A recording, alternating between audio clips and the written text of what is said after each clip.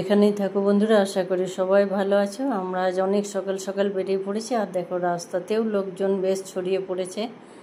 এখন তো অনেকটা সকাল, আর গরমের দিন তো তাই তাড়াতাড়ি সবাই উঠে পড়ে। আর সামনে চায়ের দোকানে দেখো ধোঁয়া উঠতে শুরু করেছে। আজ কোথায় যাচ্ছি জানো তো? এই গজা মহারাজ সাক্ষী। এদিক থেকে যখন যাই মনে হয় যেন বন্ধন মুক্ত হলাম, আবার ফেরার সময় মনে হয় যেন বন্ধনে জড়িয়ে পড়লাম। মেয়েদের সব থেকে নিরাপদ সুন্দর আশ্রয় হচ্ছে যেখানটা ছোটোবেলায় কাটে মেয়েদের বাবার বাড়ি। আর এখানে এসে আমাদের এই যে মহাপ্রভুর উপলক্ষে প্রতি বছর হয় 24 প্রহর। দেখো এখানে তুলসী মহারানীকে এমন সাজানো হয়, দেখে মনে হয় যেন একটা মেয়ে দাঁড়িয়ে আছে। আর এখানে কিছুক্ষণ ভোগ আরতি গান এটাই সবাই শোনে।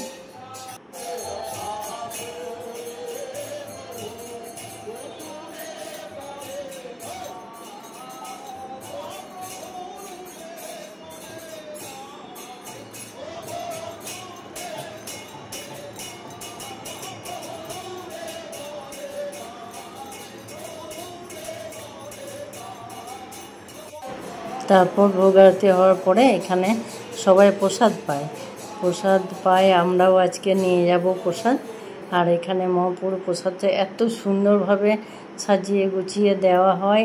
আর দেখো এই যে মাটির হাঁড়িতে দেওয়া হয় না, এই জন্য এটাকে মালসা ভোগ বলা হয়।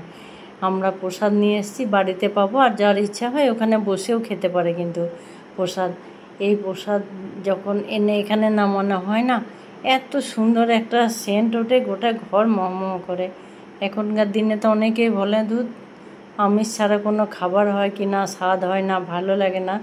কিন্তু এটা তো কাউকে দেখাতে পারবো না, স্বাদও দিতে পারবো না। এর এত সুন্দর সেন্টে মন ভরে যায় একদম। আর এই মালসা ভোগ এতে কি আছে জানো তো?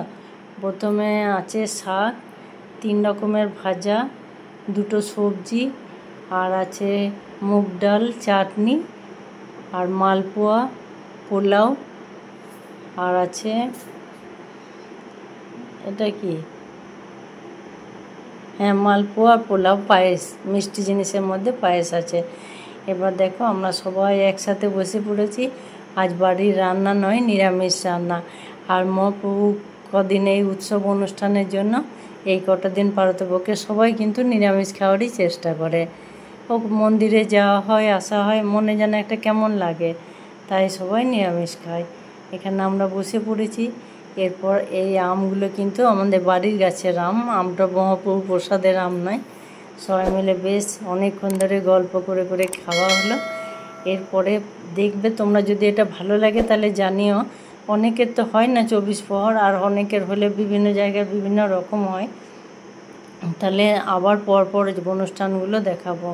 এরপরে রাতের বেলায় কীর্তন গান, তারপরে আরেক দিন ওখানেই সবাই প্রসাদ পায়, যেখানে 10-12 হাজার মতো লোকের আয়োজন থাকে।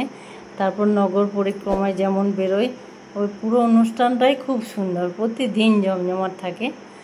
এরপর দেখো খাওয়ার পরে আমরা একটু রেস্ট নেবো, তারপর রাত্রেবেলায় যাব কিন্তু আবার কীর্তন শুনতে।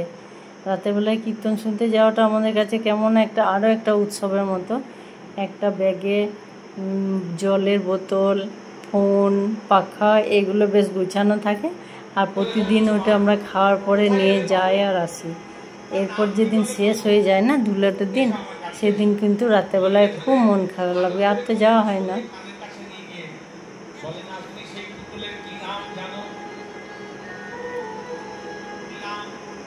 এরপর দেখো এই কীর্তন হচ্ছে দেশ বিদেশ ঘোরা, একদম স্বনামধন্য আসানসোলের অঞ্জন উপাধ্যায় মহাশয়ের গান।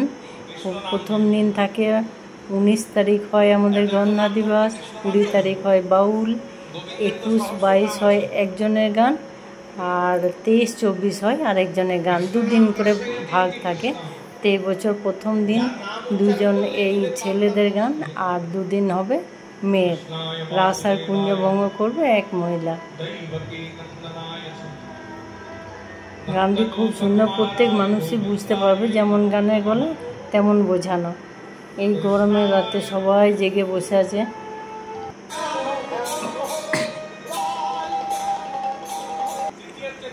আর আমাদের এখানে আসরের নিয়ম হচ্ছে সবাই খুব শুনতে ভালোবাসে, মন দিয়ে শোনে।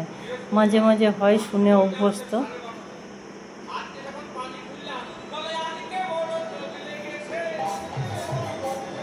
সবার ভাগ্যে তা জোটে না। সারাটা বছর যে সুস্থ থাকে, ভালো থাকে, বেঁচে থাকে, সে আবার পরের বছর দেখতে পায়।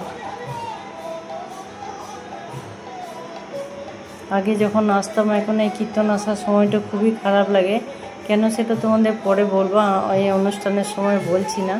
সবাই একসঙ্গে আসতাম, এখনও খুবই মন খারাপ লাগে, কিন্তু তবুও এখানে এসে যেন সব ভুলে যায়, আর কিছু মনে থাকে না। নামের গুণ হয়তো এটাই। এরপরে গান শোনার পরে আমাদের যেতে প্রায় রাতে কোনো দিন 1:30, কোনো দিন 2টো হয়ে যায়। তারপর একটু ঘুমিয়ে আবার কিন্তু আরেকদিন দেখাবো মঙ্গল আরতি, যেদিন ভোরটা কিভাবে শুরু হয়, একদম 4টে, 4:30 সময় ভোরবেলায়। ওটাও কিন্তু দেখব। তোমাদের যদি ভালো লাগে অবশ্যই জানিও, তাহলে পুরোটা দেখাবো।